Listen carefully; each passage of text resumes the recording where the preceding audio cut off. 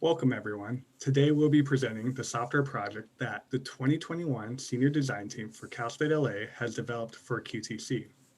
At the end, we will have a live demonstration of this software to demonstrate our project's functionality. At this time, we'd like to introduce ourselves as the Senior Design Team that has been collaborating with QTC for this year.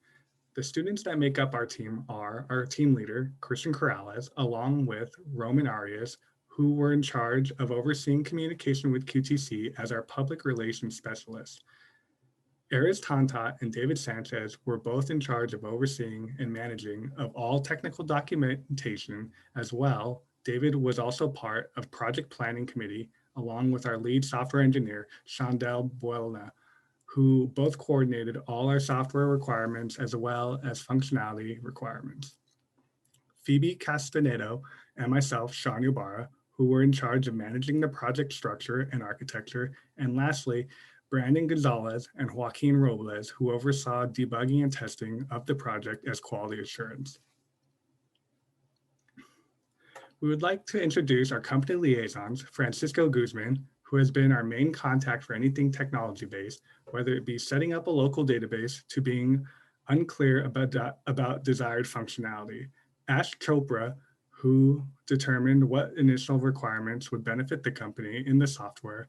Matthew Trucksaw, who was in charge of architecture and helped us consider design issues that needed to be addressed with their systems. Julian Gutierrez, who walked us through the design standards and packages we used when styling the software. And lastly, our college advisor, Keenan Knaur, who ultimately oversaw our project and made sure as developers we understood what was within our scope of ability and what wasn't. Just to give a brief overview of what we'll be going over today, we will start with the background of QTC, what they do as a company, what some of their business needs are, and how they've been addressing those needs. This will lead us to the requirements that QTC has imposed on the project and the technology stack that we use to develop the software solution for them. We will introduce the overall design pattern for the project as a whole, and then go over each major component and talk more in depth about the functionality and rationale behind each one. We will wrap things up at the end with the challenges we face as a team and the achievements we have made, followed by a live demonstration of the project. So, what is QTC exactly? QTC is a mega organization and subsidiary of the Lidos Company, a more than $10 billion technology solution provider and one of the leading systems integrators in science, technology, and engineering. QTC aims to deliver high quality, timely, and customer-focused medical examination solutions to government agencies and the people they serve. In fact, the name QTC is an acronym that stands for quality, timeliness, and customer service, the three main principles that the organization was built upon. QTC provides a wide range of medical services that include annual health examinations, routine physicals, vaccinations, and disability examinations. Their extensive use of state-of-the-art technology automates the examination workflow and provides their clients with real-time access to case information, tracking, and reporting. On average, QTC processes over 4 million pages of medical records daily and conducts over 750 examinations annually. In addition, their reputation for quality, timeliness, and customer care has enabled them to build a large network of loyal clients and has established them as the largest provider of government outsourced occupational health and disability examination services in the country, a reputation they intend to uphold for years to come. QTC currently has a vast database populated with thousands of medical documents contained in large files filled with tons of information. QTC's employees look through many of these documents on a daily basis, as the information contained within them allows them to provide quality care to their clients. As such, a more effective and efficient PDF viewer would expedite the process of obtaining the needed information from these documents and save a great deal of time and effort. Currently, QTC uses their own in-house solution to this problem, which accomplishes the goal of this project with a different approach. It requests and retrieves PDFs from a database and combines them into one large file, which is then displayed to give the illusion of traversing through many files at once. While this does accomplish the goal of creating a seamless view of many PDFs, a couple issues were identified with this approach. One is a size constraint issue due to the size of this large combined PDF file, which can exceed several gigabytes in size and is made up of redundant data from existing PDFs. Another issue arises in that it is not always clear where one file ends and another begins, so filtering or sorting through these files is not possible, and it may take a long time to find a specific piece of information or a particular document within this large file. Keeping timeliness in mind, one of QTC's core values, our team was tasked with creating a new document viewer that would ideally come to replace QTC's current solution. It is meant to solve the size constraint issue to save both time and resources, as well as providing additional tools and functionality not present in the current solution.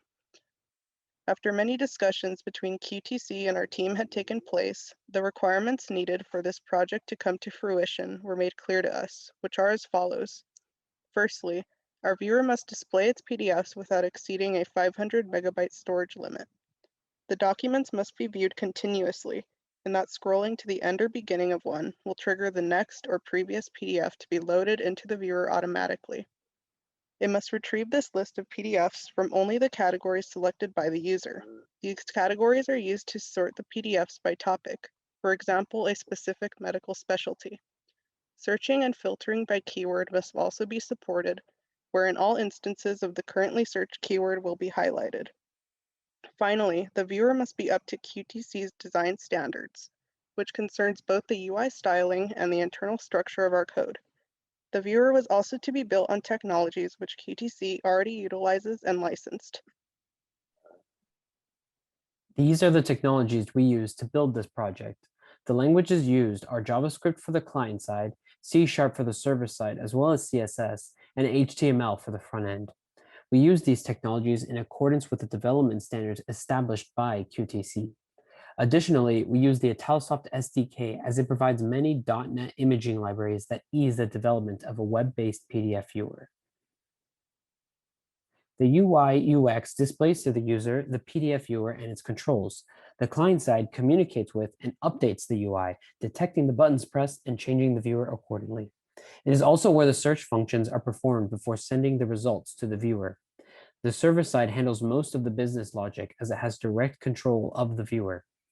In order to display a PDF, we need its file path. Thus, the server side of the project handles the retrieval of PDF file paths from the databases, as well as filter requests from the UI. Lastly, the database is where all the PDF file paths are stored alongside the categories that we filter them by. Considering the straightforward nature of our project, QTC decided it was best for the UI to be simple and compact. As shown with these screenshot snippets of the functional UI elements, there's nothing fancy or special about how they're styled. Their goal is to serve as a method of allowing the user to interact with the functionality of the program in a clean manner and nothing more. Under the guidance of QTC's UX UI developer, we gradually cut down on the fluff for every iteration of each mockup we created. They also provided a package including their UX UI standards and UI patterns. In addition to that, the package came prepared with a bootstrap version customized to their standards and colors, so a large load of the work was taken care of in terms of creating custom visual content to fit their needs. Here we have an image of the application's interface in full. As previously stated, there's nothing fancy going on with the visuals. It's meant to be clean and concise. What I didn't mention previously is this thumbnailer that we included as an optional feature. Clicking on a thumbnail image will have the viewer quickly move to that point in the PDF. It functions in conjunction with the viewer, allowing the user an additional ease of navigation. That's the main idea of the front end. Now we'll discuss how it all works behind the scenes. The back end of our project consists of our data model, view model, and controller. Our data model is constructed in a way that reflects the 5 tables contained in our database, along with its 3 stored procedures. The stored procedures provide us with a fast and efficient way to make calls to the database. and accomplish some of the functions needed for this project. Functions such as querying for file paths by category and retrieving the file paths of all documents are achieved by use of these stored procedures. Our view model sets the properties and methods which are used in the view. The view model contains three methods. The first method retrieves a list of categories contained in our database by using a stored procedure. The list of categories are then put into a drop-down box for the user to select. As seen in the example picture, we use book categories instead of QTC medical specialty categories. The second method retrieves all document file paths in the database to be passed to the viewer. It does this by utilizing a stored procedure to create a list of file paths. The third method uses the categories that are selected by the user via the dropdown to sort through and display documents pertaining to each of the selected categories.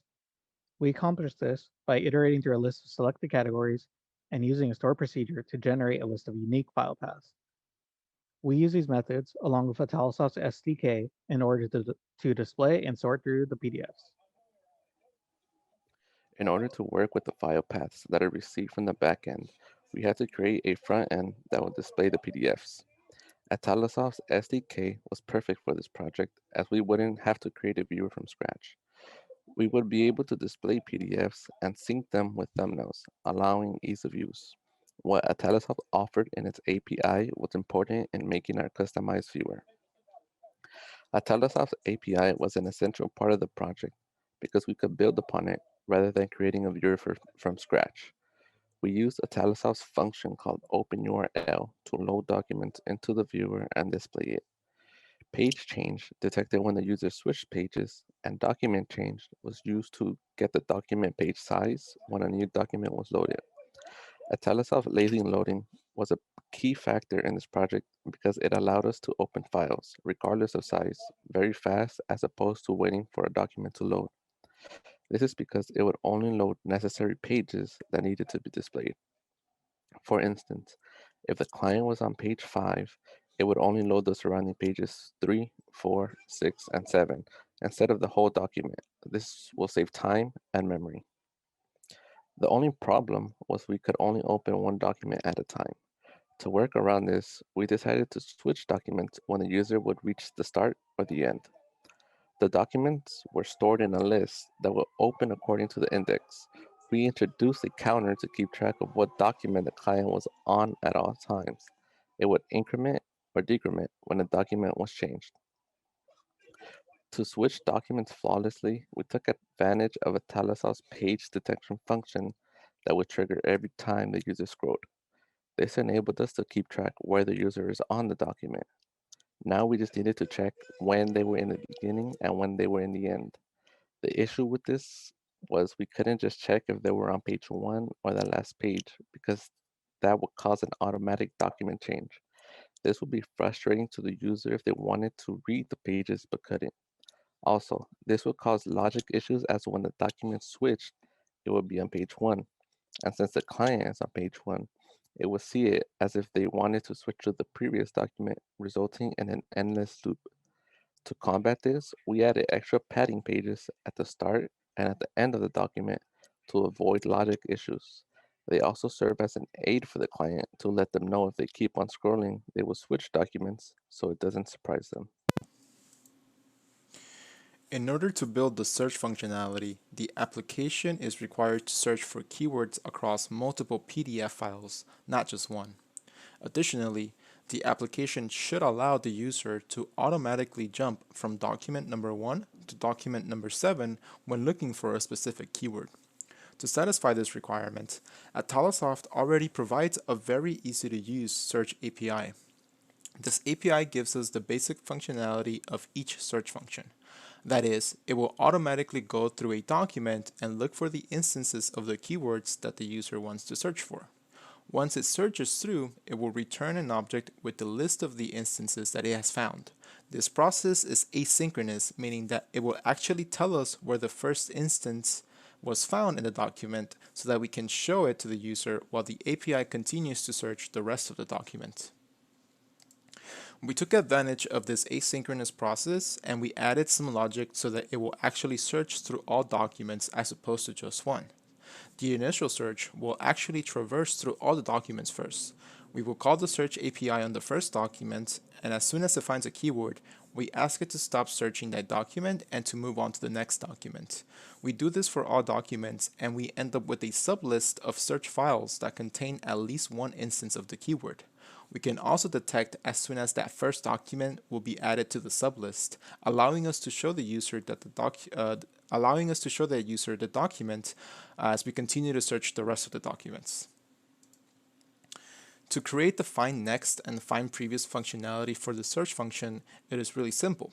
We already have a sublist of documents that have been searched. Thus, we can reach the last instance within a document. When we reach the last instance within a document, we simply move on to the next document in the list, ensuring that the user can look for specific data much faster. This concludes the last requirement for the application, and we will now talk about the team's experience throughout the development process. In the process of building this project, we faced challenges. The two main types of challenges were social and technical. On the side of the social challenges our team faced, we're coordinating with each team member's schedule to set up times for meeting virtually to work on the project, as well as coordinating with QTC for a meeting time that will work with everyone. Communication within the team and with QTC was the main challenge considering the difficult time we were and we are still going through. And on the side of the technical challenges, were learning the technologies and mainly fixing bugs after completing all the requirements.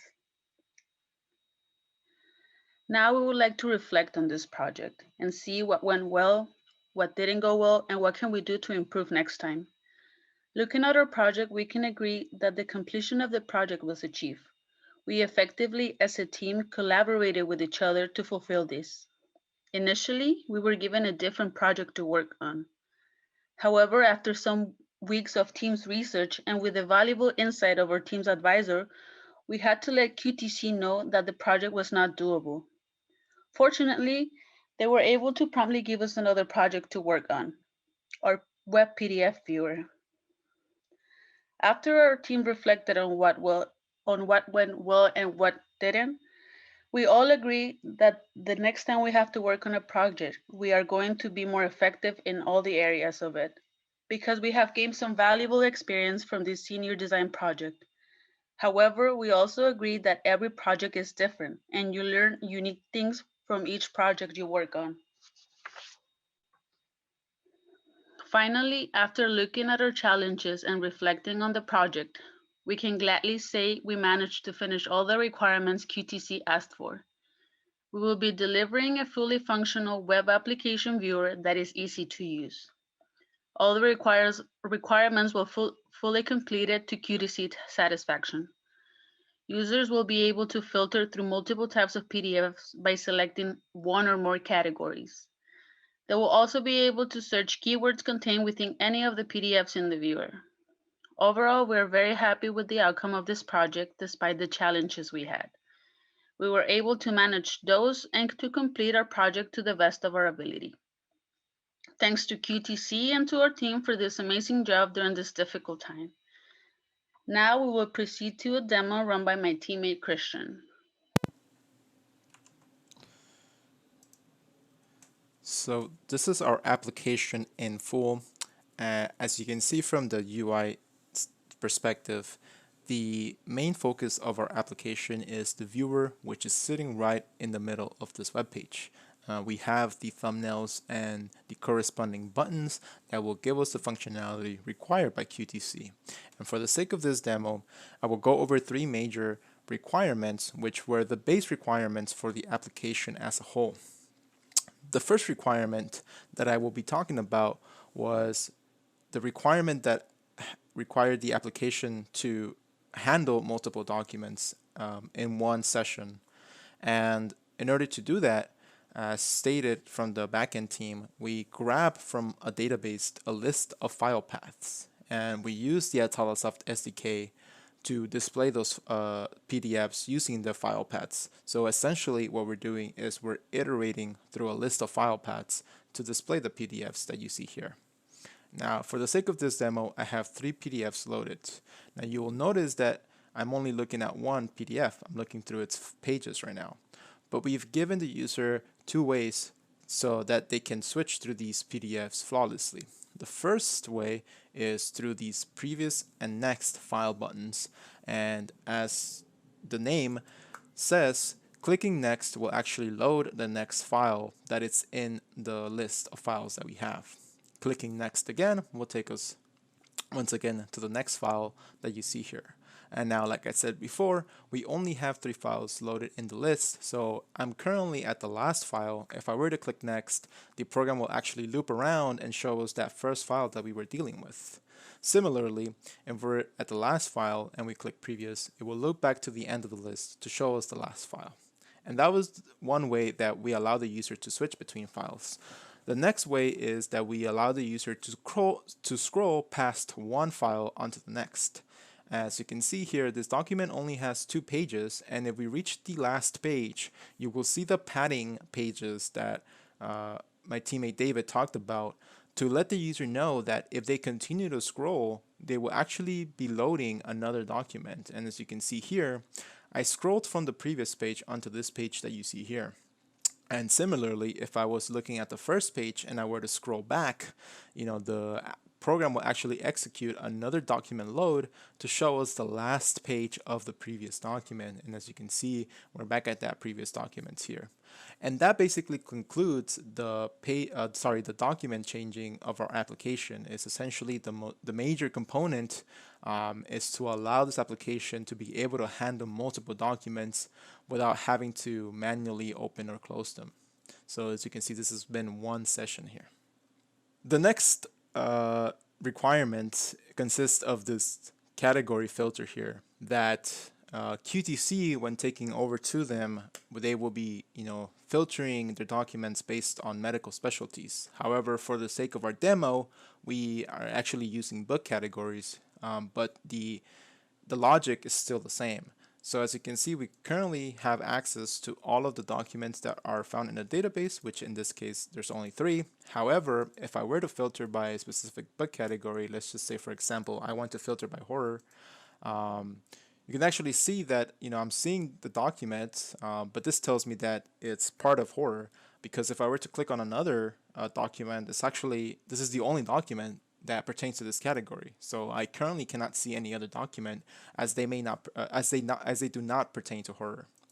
However, if I were to switch off from this category and go into thriller and filter again, now I'm looking at another document here. And if I were to see all the documents, well, actually in this case it's only one yet again.